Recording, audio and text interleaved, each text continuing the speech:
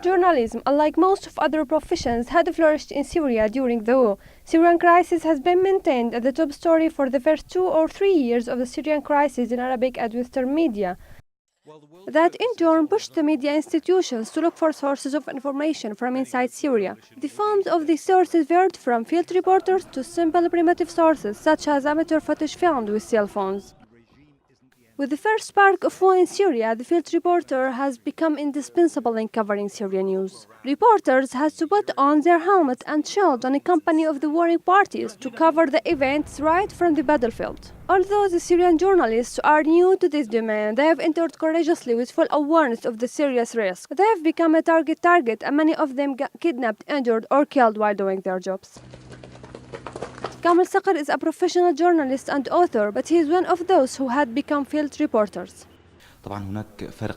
There is a big difference between the political coverage and the field one. There are psychological factors behind that.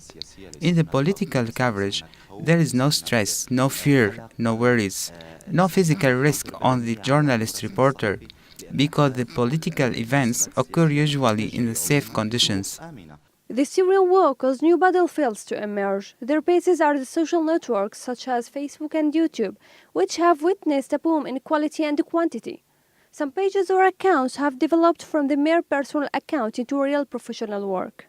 Rebel supporters used Facebook pages as media platforms for their groups, called coordinates as an auxiliary to the overwhelming mainstream media that promoted for the so-called uprising in Syria. On the other hand, Syrians supporting their state reacting quickly to the new reality and started to work on social media to counterattack the other side that was dominating the mainstream media.